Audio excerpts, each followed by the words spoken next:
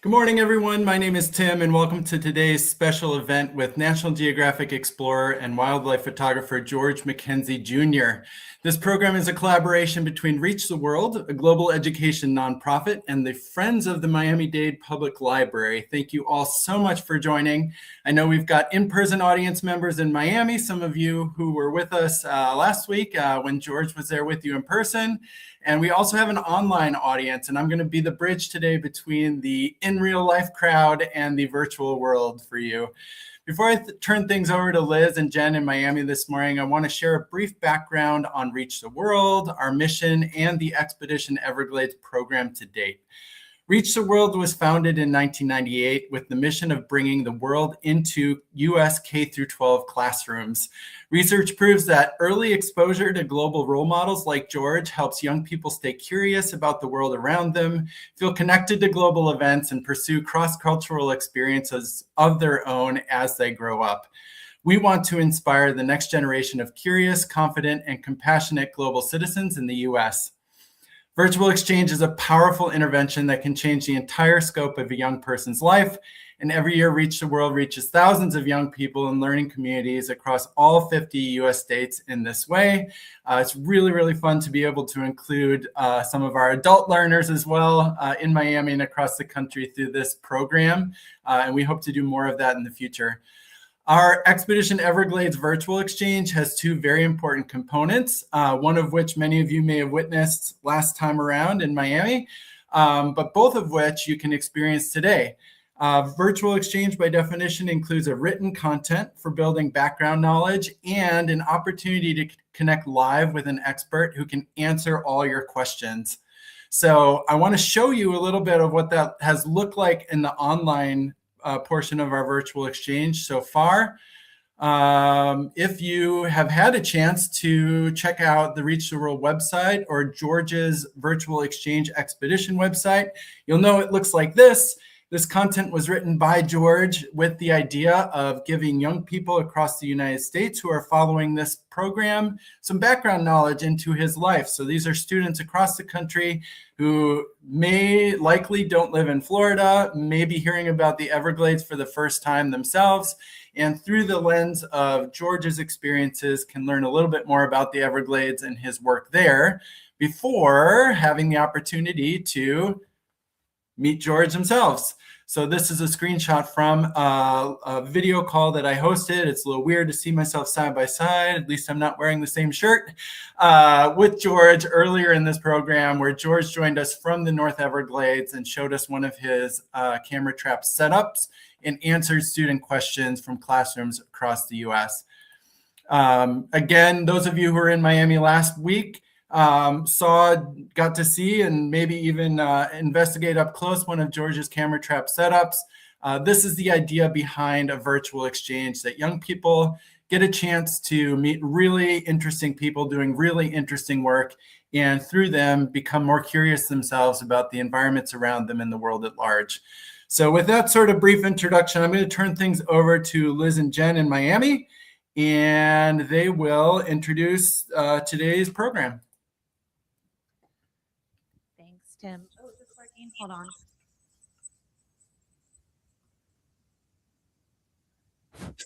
Yes, it is working.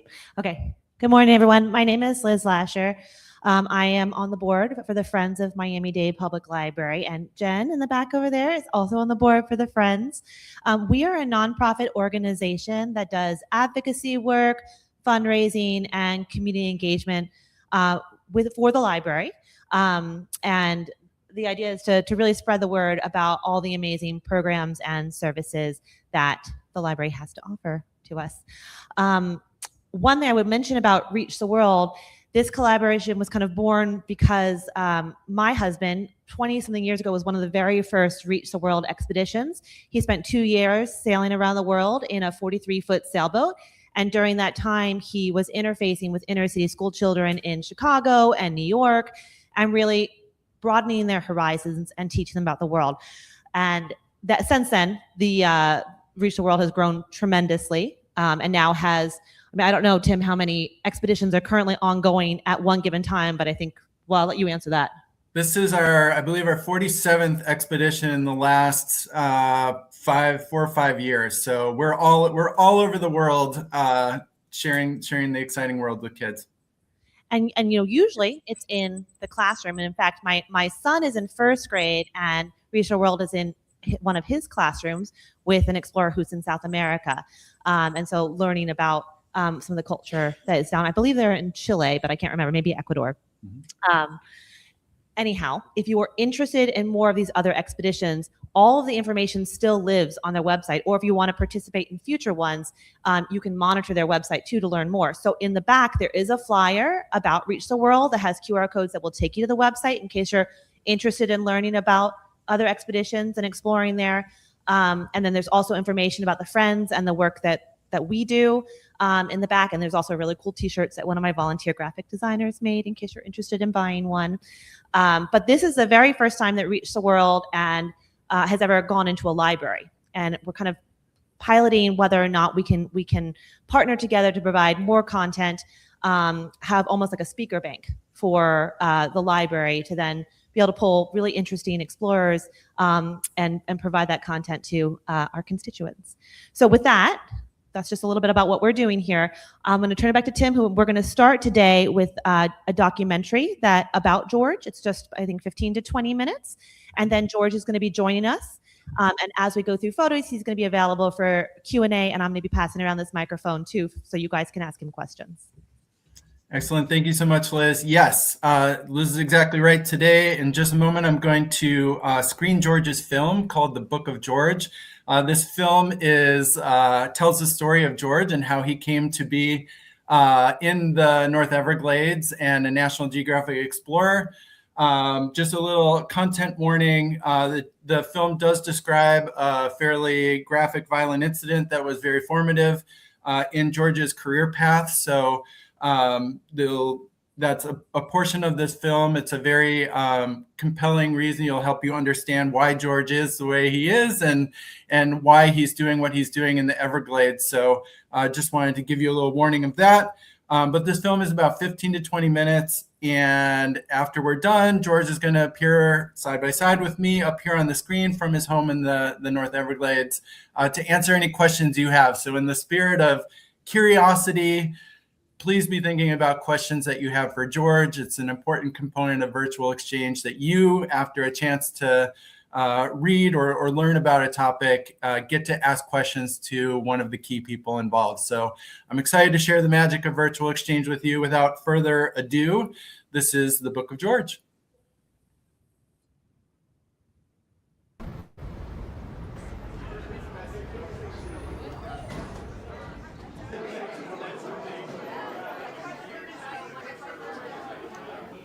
And so, with that, before I start crying,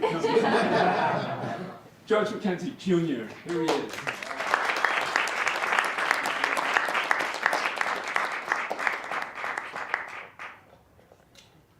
Photography saved my life. Photography's changed my life. My story is built on perseverance.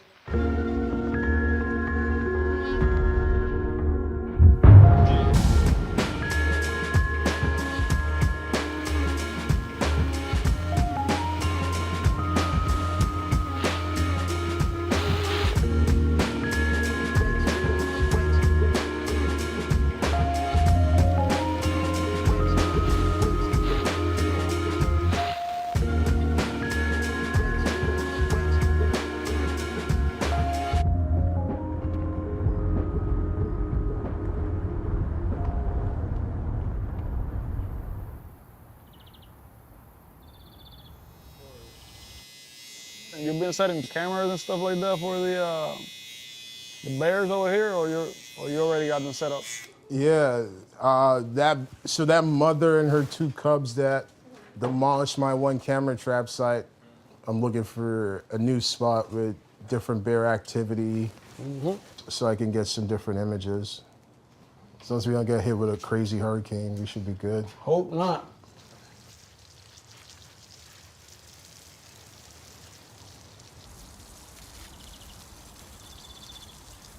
So right now I'm trying to pull in the cart from my last camera trap. I probably have over 3,000 images. This is what they don't tell you about camera trapping. So you can't control everything. Yeah. Great shot of the tail.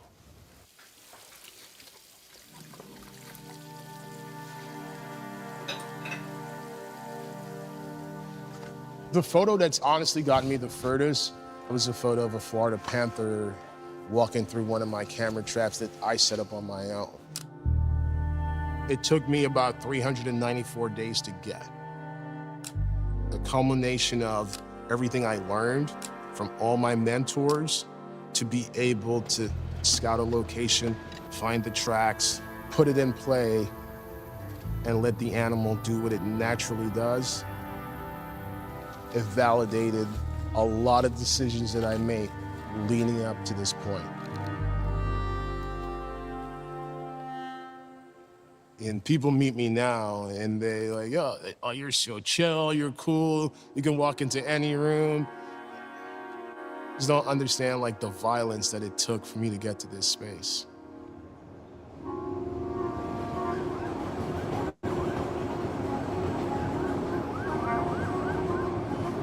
Brooklyn in the 90s was everything you've seen on TV or in the movies with real life consequences. You get thrown into this culture where now it's about, I'm gonna go do what is familiar. And what's familiar is seeing my cousin with gold chains, gold teeth. That was this thing that I knew I could do because I had somewhat of a blueprint and I tried to live this gangster lifestyle. I'd go to school with like a 38 in my backpack that I got from a friend, get out, run the streets, go to different neighborhoods and look for victims. Go rob, steal, whatever I needed to do to get this lifestyle that I thought I wanted. That gives you this false sense of superiority or strength, because for every bully, there's a bigger bully.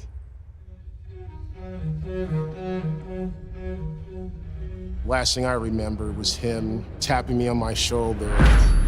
Then next thing you know, I woke up with another member of our crew driving me to the hospital, telling me, hold on, hold on. And he's like, oh, he got hit in his head with a hammer. The next time I woke up, they were asking me for permission to cut my clothes open so they could connect life support equipment. And I leaned over to the side of the bed and puked like 3 liters worth of blood. I was just so pissed because I don't believe this did this to me. So I was like, yo, give me the pain medication and I promise I'll be back in like an hour, 2 hours max. Somebody's gonna pay for this.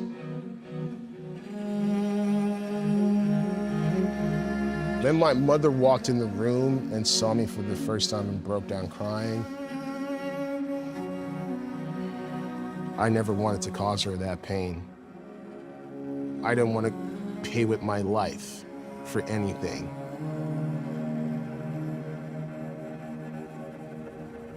I now had to let go of the old me and watch him die.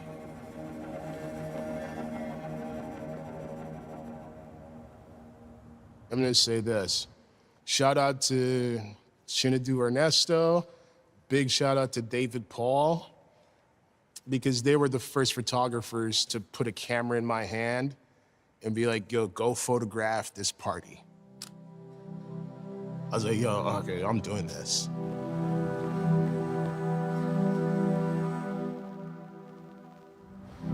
I work in a camera store in New York City, and one day in walks this guy, this tall dude, British accent. This guy's name is Charlie Hamilton James. I did to Charlie what everyone does to a Nat Geo photographer. Yo, can I be your assistant? Can I be your assistant? Can I be your assistant? He finally had a story. He wanted to photograph the smartest birds in New York City. He's like, you wanna be my assistant? And he's like, hell yeah. Charlie weaponized my ability to dream.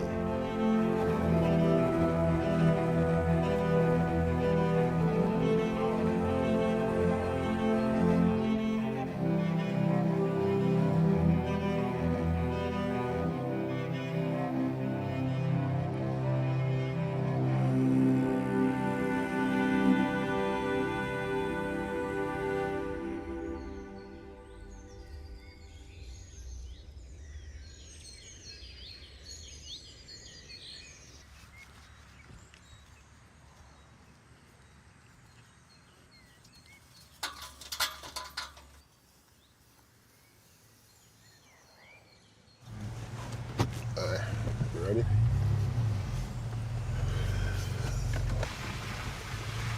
Because it's after 7. In theory, all the animals should not be roaming around. I want you kind of like looking down because you're wearing the cowboy hat. Okay. And I want you just like 1 1,000, 2 1,000, 3 1,000.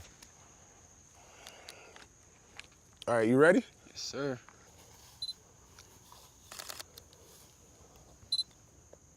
Yeah.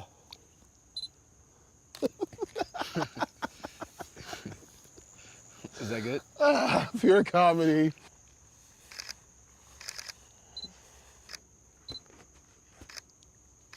All right.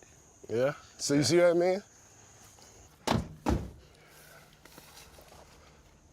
All right, so this is our camera trap we're gonna service today.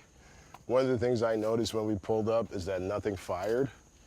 My camera is facing this way to show the scenery. Studio setup basically in the wild, highlighting animal movement and animal behavior in their natural habitat. Just hit the power button and tell me if anything comes up. Is it turned on? No. It's all good. Welcome to camera trapping. All right, and then once it stops, just give it a feel. See the deer? Hit it. I would go into the middle, get low.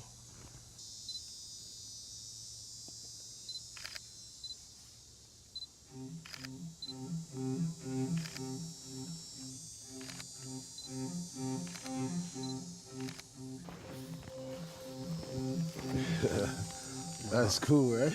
My heart was pounding. Yeah, you're scared. Getting too close. Let's get too close.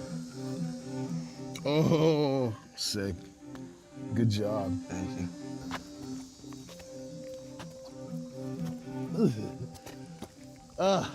you. Need knee pads for this shit. Growing up was rough, I can say, and the stuff that like I'm doing now and I'm able to do, old me would never thought that I'd be here doing this.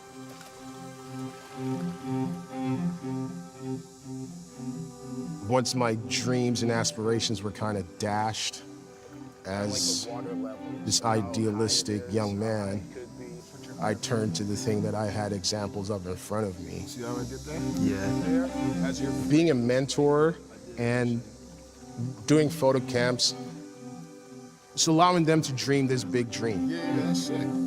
The same thing that Charlie Hamilton James provided for me. It's a way of me giving back. I chose wildlife photography because, number one, I didn't see anybody that looked like me in this field. Number two, the ability to storytell from a point of view of someone that's not from Florida, someone who moved here from a city. So for me, everything, I'm in awe of everything.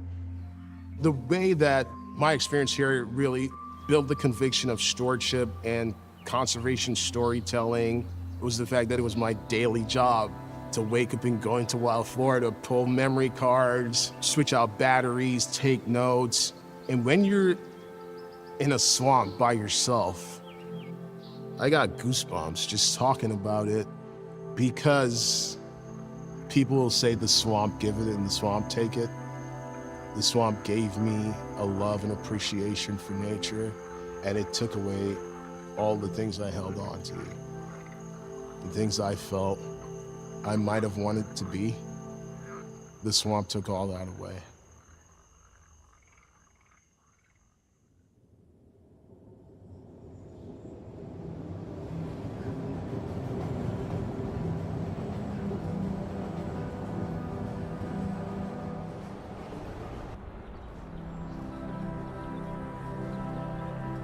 Give me something to feed pigeons with.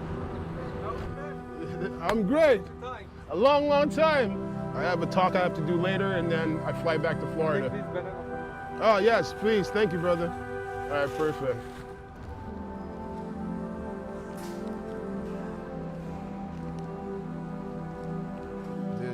Yesterday, So my grandfather, that motherfucker about to be 106, yo.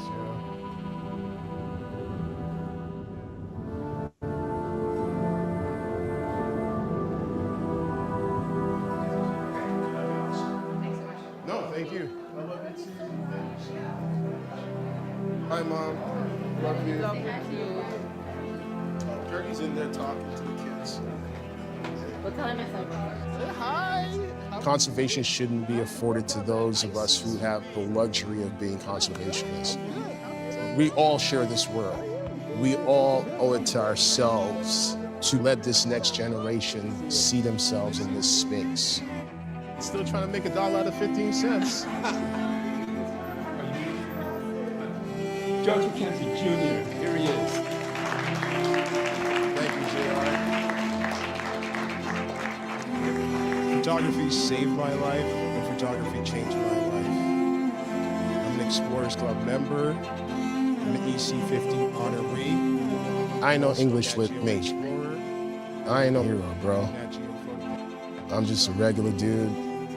I just wanted to be remembered as the person that gave somebody else the opportunity to train. That's it.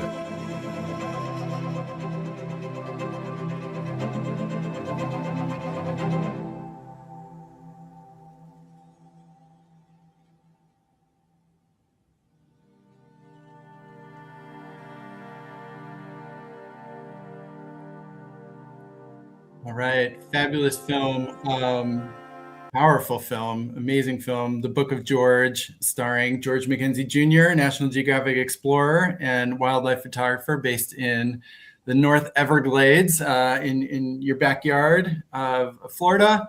The great thing about virtual exchange is that after you have a learning experience like that, you get an opportunity to meet, talk to, ask further questions, sort of indulge your curiosity with a key member of the story themselves. So without further ado, we've got George here today. Hey, George. Hey, Tim, how are you today? I am wonderful. We are joined once again by some of the folks you met in Miami last week, a great online crowd here. We just finished watching The Book of George and super excited to dive into some Q&A with either the folks at the Westchester Library or anyone online. If you are online and you have a question, please just drop it right in the chat on YouTube and I'll fold it into the conversation when you have an opportunity for a question. But I think maybe we should start by handing it over to Liz and Jen if there are any questions in the room in Miami. Hi, Liz. Hi, Jen. Hope you guys are having a great morning. Hey, George. I guess I should speak into the microphone. Question to start? Hold on, I gotta walk it around. Let me start here. Ooh, George, there we go. very inspiring story. My nephew, I'm here with him. He is a aspiring nature photographer. I could say he's a little obsessed with it. That's all he does. What advice do you have for him as far as starting out and doing something more with it besides just a hobby?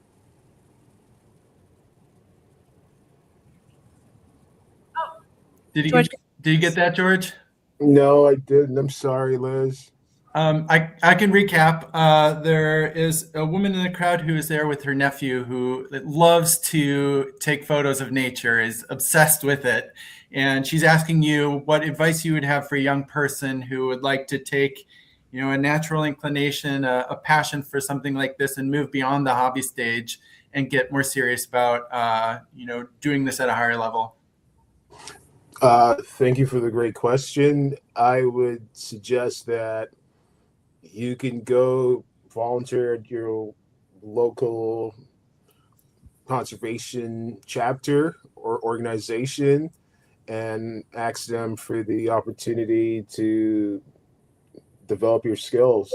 Or you could also find a mentor in the area who's willing to mentor you and teach you the art of making better pictures. So that would be my suggestion. Just to follow up on that, George, and I don't know if you can hear me. What kind of conservation organization specifically?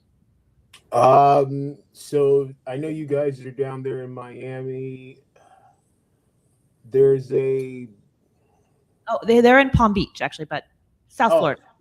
oh South Florida.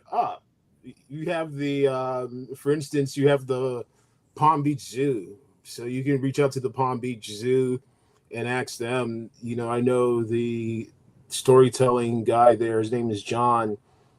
Ask him if you can shadow him around, and he can show you what he does as a photographer on a day-to-day basis in the Palm Beach Zoo, and how he uses his photography to tell the story of the animals and the different things, the different initiatives that the zoo is supporting. So that's something. That's the easy way for you to start. You just have to get in the door. Yeah, especially if you want to do it on a professional level. I would also add that Ron McGill at the Miami Zoo is very big into conservation and is a photographer himself and is quite famous for his lion photography, actually. So if you're down here, also the Miami Zoo. Okay.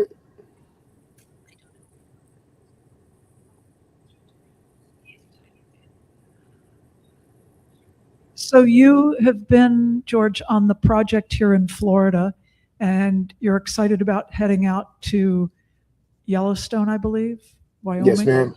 Yes, ma'am. These projects that you're on, they are for set periods of time. We saw you in the film going back to Brooklyn and visiting your family and friends.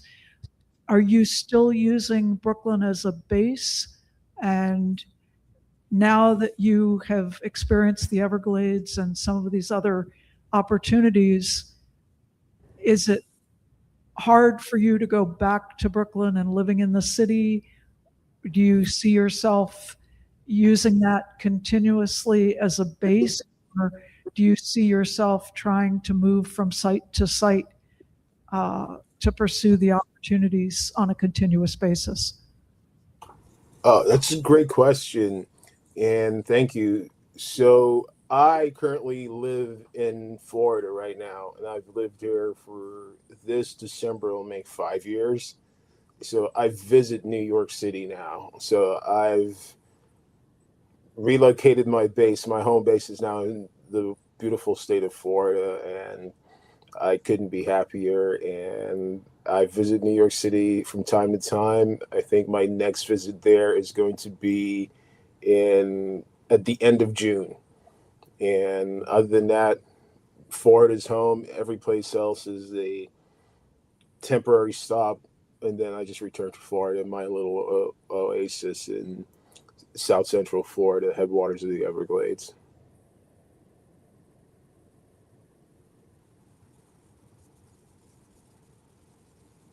Hi, George. If it's not too personal, can I ask you, how do you get paid? Do you have like sponsoring organizations, or do you work with National Geographic? What's your stream of money? Oh, I can't hear that person, Liz. I know you just gave someone the mic. Hi, George. I hope it's not too personal, but how do you get paid? Do you have sponsoring organizations like National Geographic, or what kind Still of? can't hear them. George, I can hear Can't and hear I'll you either, translate. Tim. Go ahead, Tim. Can you hear me okay? Yes. George, you can't hear me? Nope. Okay, I'm going to type it in the comments, George, or I'll type it in the chat. You can hear me. The question is, how do you get paid? Are you sponsored by Nat Geo?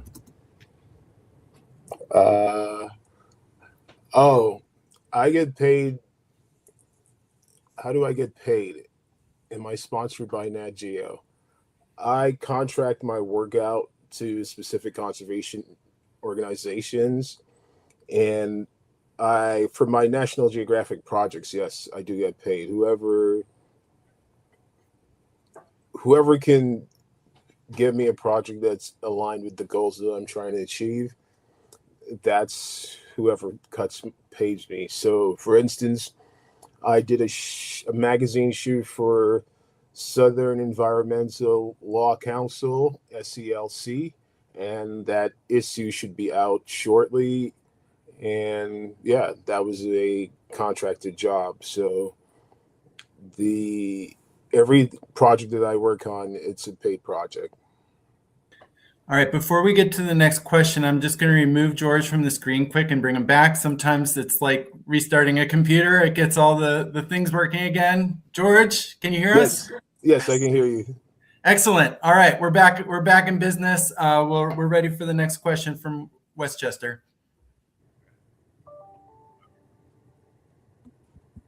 Hi, George. Hear me? Lost the sound again. Sorry, guys. George, you cannot hear the questions coming from the library? Still can't hear you, Tim. All right, let's try that one more time. How about now, George? No. It's not All right. working. To our friends in Westchester, if you want to ask your question, I can log off and come back on. I'll type it in the chat. Let's do that, Okay, I'll be George. right back, Log guys. off and come Don't back. leave. It will take just a moment. Do a little reset here for sound. And then we'll get to our next question asker in Westchester. He'll be back in just a moment.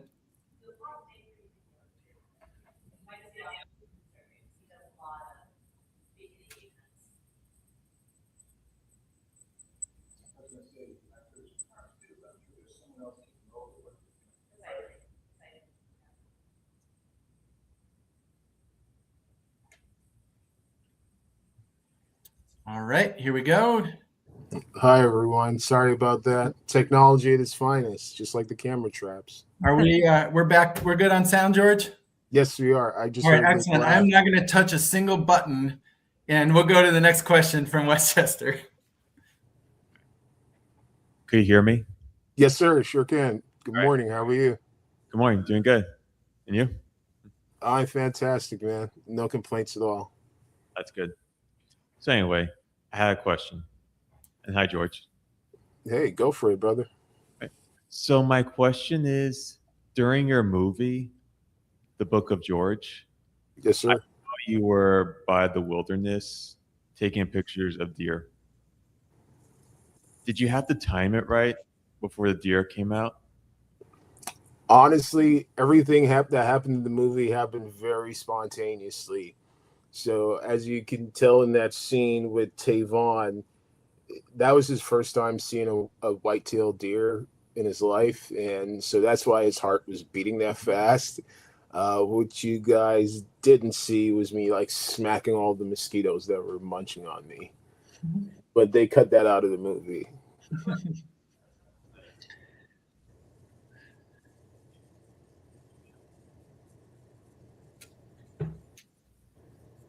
As we're working towards our next question, George, I just want to add the comment too that it's very notable for the young man in the film, you know, that everybody has sort of a journey towards comfort level with wildlife and wild places. And to see, you know, somebody starting with just being close to a deer that is not at a zoo, is not behind some kind of enclosure, is a good reminder that everybody starts somewhere. And there's a big sort of continuum between that young man's journey and you regularly walking into the Everglades with panthers and bears and all sorts of things and being really comfortable knowing sort of the rules of how to be safe. Yeah, that was such a surprising moment because usually the wildlife avoids humans, especially when I'm out there. They'll kind of stay away and stay in the shadows. So it was very surprising. It was very powerful for him because, like you just mentioned, it was something that he's never seen in his life. You know, he's born and raised in Florida, so it was a really awesome experience, and I was super happy to be a part of that with him. Excellent. For any of our viewers online, if you have a question, just drop it in the chat on YouTube. I'll fold it into the conversation. But if we have more questions at Westchester, please feel free. Go ahead. George, I have another kind of comment question. I did some outreach programs about 20 years ago, and we were at a hotel on Miami Beach with some teenagers. After the break, they disappeared and no one could find them. I finally got one of the girls that had returned to tell us that none of these teens living in Miami had ever set foot on the beach. And one of the girls who had disappeared had an aunt who worked at the hotel, and she had been there before, and she had taken this group of girls down to the beach, and they were probably 12 to 18 years old and had never seen the beach. You were mentioning the young man that you took out into the Everglades. I think he was with Boys and Girls Club. You have an ongoing relationship with that group, or how did you connect with that young man? And obviously, you've talked about your background being in the city and having very little exposure to wildlife, but are you involved in something with Boys and Girls Club? Do you have plans in the future to try to do more to expose children to the wild? I know that this program is bringing classrooms or exposing kids in classrooms, but what are your thoughts on that? And what do you see would be helpful to youngsters like yourself who had little exposure? And what can we do in our realm here to try to improve opportunities for children like yourself and the young man that you were mentoring? Well, great question, and thank you for that. So I work with local organizations. So I met Tavon about 2 years, 3 years prior, when he was a lot younger, for a National Geographic photo camp that was held in South Central Florida. And that's how we met. And I became his mentor then. I was his team lead, and I would give him tips and tricks and pointers on how to use a camera. And that's how I got involved. I am involved with my local Boys and Girls Club. I make it my yearly mission to at least do one appearance at each local club and talk to the young people and encourage them to engage with nature. And I would suggest to people like yourself and others in the audience is, if you have the ability and the knowledge of the outdoors and specific access, there are so many local organizations that encourage young people to get outside and to engage with nature. So see if you can volunteer, or see if you can assist them in any way to help get young people into nature, because if we can't get them to engage with nature, understand and fall in love with it, when it's time for it to be protected on the ballot, and sooner or later they're going to be voters, they won't show up and protect that thing that they have no experience or connection with. So that would be my suggestion and tips. And that's what I do. I work with local organizations that already have a program that's built to take young people into nature, and I work at guiding those trips and going out there with the kids that the organizations have selected that are interested in nature.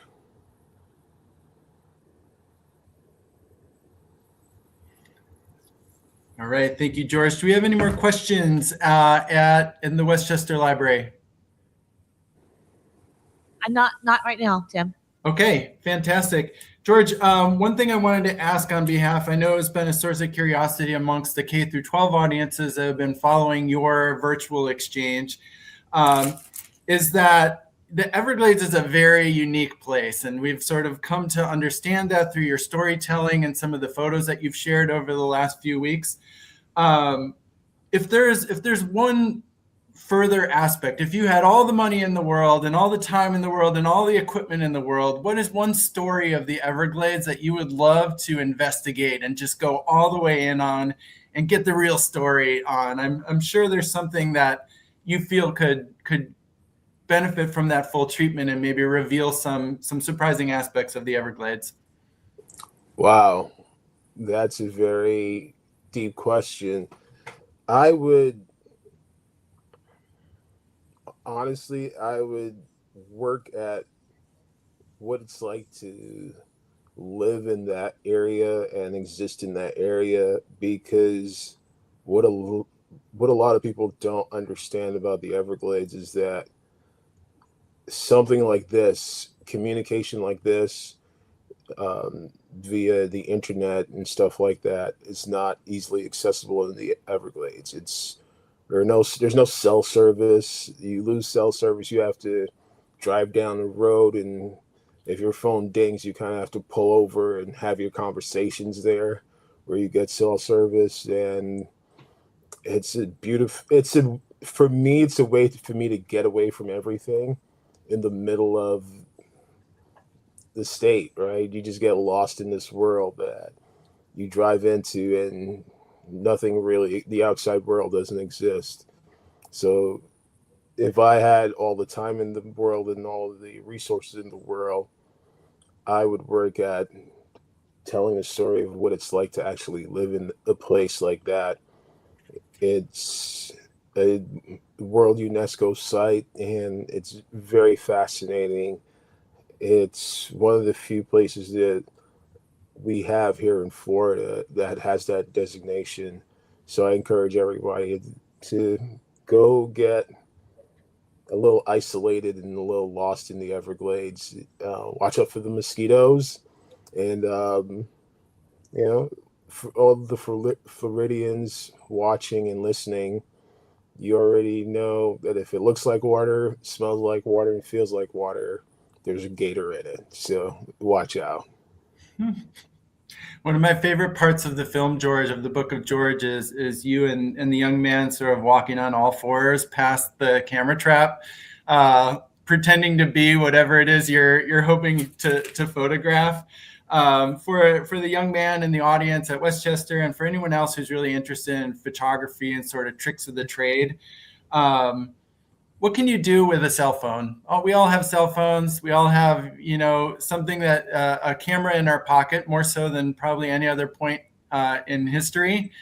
Like, what can you do realistically with a cell phone camera if you are interested in documenting the wildlife in the backyard of the Everglades?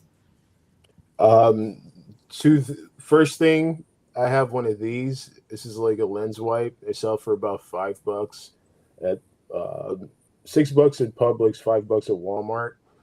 This is really good at cleaning your lens. Please don't use your shirt, because that is taking the grease from your body that it just naturally produces, and that's why your lenses are not clean.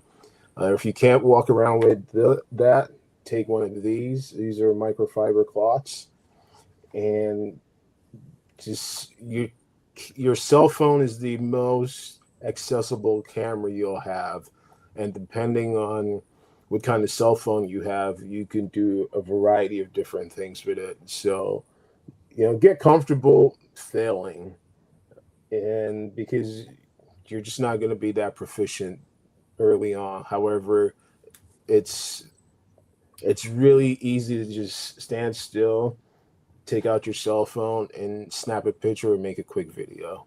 So use it to the best of your ability, and the more you use it, the better more comfortable you'll get. I think Liz, someone in the crowd at Westchester, has a question. Yes. Hi, George. Can you hear me? Yes, ma'am. I sure can. Hi, how are you? I was just curious about the camera trap. I'm not familiar with that. Can you explain how that works? Oh, so I basically have a professional camera. So you could put a DSLR or a mirrorless. There we go. That's one of the pictures of what's inside of a camera trap. It has 2 batteries. And if you look in the right of that frame, you'll see what looks like a wireless box. It's actually the brain of it. And I have this, which is usually deployed next to the camera trap. This is a trigger, and that's what the movement of the animal down whatever path will activate this, and this will trigger that box. And that's how the photos are made, or videos. George, follow-up question to that, because I know you set these traps and you leave them for a while, and then you come back and you're like, oh my God, I have 3,000 pictures to go through. But how do you decide on the composition, like where you're setting up the camera exactly? What are you looking for? I'm looking for the background to tell a story of, if you can you pull up the bear picture, Tim? Yep. Bring it up. Yeah. So you can look at that background and you can tell you're in Florida. So that's what I look for in my composition. And so every time I'm looking to set up a camera trap, I'm looking for it to show the location without having to be explicit with regards to where I'm located. I want the location to tell you when you look at the photo that you're in Florida. And you can tell that by looking at the palms, looking at the grass and everything. Also, can you go back a few shots to that night sky picture? That one right there. No, the other one. Go back one more. So this photo right here, I did that with my cell phone. So that's the power of using your cell phone. So I kind of answered two questions in one shot. Tell us about your settings on your phone for this. I shot it with the iPhone 15 Pro. I shot it in RAW, and I used so I braced myself and spread my legs a little while, making myself more of like a tripod. And I had it on a 3-second timer. So that's what was able to capture the light in the sky and all the ambient light on the building. So the owner of this building, they have these lights that are safe for birds flying at night, because that's why it has that blue look to it. And that's what I did. Excellent. George, if I can tack on one other question, do you ever use like supplementary lighting for your photos? Because I know a lot of the animals are most busy and active during the very early mornings and sunset. I will, because the lights don't really affect the animals per se, because animals live in nature. So when it rains and lightning flashes, they're used to it, right? However, certain animals, it can be startling to them because they live in a really dark space. So it's a lot about it is researching the animal and understanding how your lights will affect the animal, because they'll stop them from moving the way they naturally do.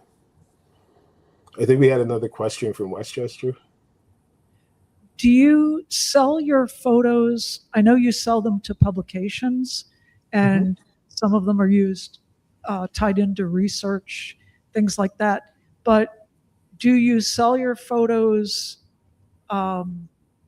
directly to people, or have you had them exhibited anywhere, or are any of them in a book, or do you anticipate that in the future?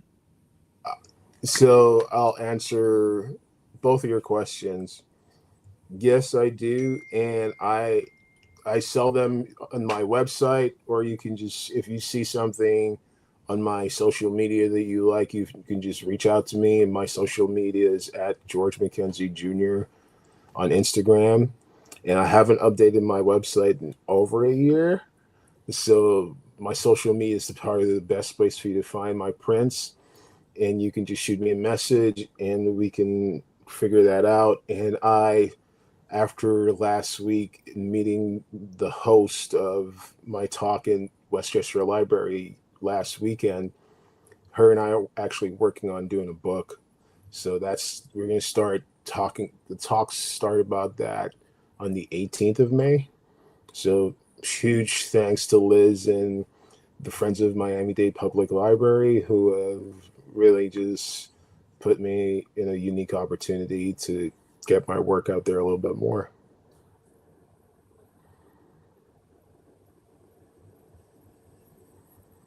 You want to show us a few more pictures, Tim? I do. Yeah, I want to talk. We talked a little bit about this in the past, George, but for the newcomers who are in the audience today, can you talk a little bit about the cowboy culture of Florida, something that is a little bit surprising to many people outside of Florida in particular? Yes, so Florida is where the business of ranching started in the United States. And Florida is one of the top 10 producers of of beef here in the United States. So when the Spanish first came over to America, they landed in Florida and they led their horses. And we can also thank the Spanish for the hogs that we have now. So they brought their cows, their horses, and their hogs and set them all free. And that's why we have hogs here. And this is Florida has a history of over 500 years of ranching here in the United States. So I know places like Texas and Montana and certain parts of California, they they have a cattle culture, but Florida is where it all started. Thank you. I'm going to clip through a couple more of these beautiful photos. There's a couple landscape photos coming up here. If you could just sort of tell us what you're looking at, what you like about these photos. These are some of the highlights from your website. Tell us a little bit about, from a photographer's eye, what we're looking at. So what you're looking at is sunset on the Okefenokee, and this is the largest freshwater swamp in the United States. It's located in southern Georgia, right above the Florida-Georgia line. And I spent 5 days and 4 nights paddling in the little shack on the bottom right of the photo is my residence for the night. So me and four other people, that's where we slept. And that little highlighted blue place on there, that was our toilet. So, we saw a lot of gators. It's just during the winter, so the water is pretty low, and it's a peat swamp. So peat is something that they use in Ireland to make, if I'm not mistaken, the whiskey. So this is a peat swamp. It's moving, it's living, it's breathing. And I believe this summer, because it was so dry, it actually burned a little bit. I think like 4,000 acres burned. So this is the Okefenokee. How does one go about booking an accommodation like that? If that's your dream place to sleep for a couple nights and be really immersed in nature, is that on hotels.com, that shed? No, it's not. I would, however, I do know how one would do that. You would go to Okefenokee Adventures, and they can arrange for you to have that adventure, to have that same experience that I had. And my upcoming published magazine issue is going to be on the Okefenokee. And I went back a little over a year later, and I spent about 4 days photographing and telling the story of the Okefenokee and how it was developed and the guys that built it. Fabulous. And this is the end of the Okefenokee. And if you look at the left of the image, you're seeing where the water line usually is. So this was in the dry season. This was like December of 23. So no, December of 24. So you're looking at how dry it gets. So these are all cypress trees on the left, and you can see how low the water level is. And this is after paddling 5 days on the Okefenokee and sleeping and eating on the water. It's just, let's say, an interesting time. It's the time that you reflect and you remember that you need to pack maybe 3 more pairs of underwear when you go on a paddle like that. But you live and you learn. George, there's such a noticeable difference between the busy frenetic scenes from the Book of George and your childhood and scenes from Brooklyn that were in the film, and these quiet, peaceful, human devoid spaces. Do you still like both of those, or are you now like a quiet nature guy? Like you're the sort of the power of nature has taken over for you? I will say I am more quiet and nature guy right now. I'm at that stage in my life, and the photo you're looking at is of a creek bed in South Central Everglades, and everything is dry as you can see, and all the gators and the snakes and everything they're gone. However, as we all know, the rainy season is coming soon, and this will be deep, as you can see, with water where the water lines are. However, as you said, Tim, so eloquently, I'm more into this now. I can only do about max 2 weeks in the city, and I just get I have to go. Get me out of here, please. And this photo you're looking at is sunset in the Okefenokee, and you're seeing it was a cloudy day, and I think we were paddling. We paddled about 20 miles that day, and these are all the vultures kind of hanging out, about to go to sleep.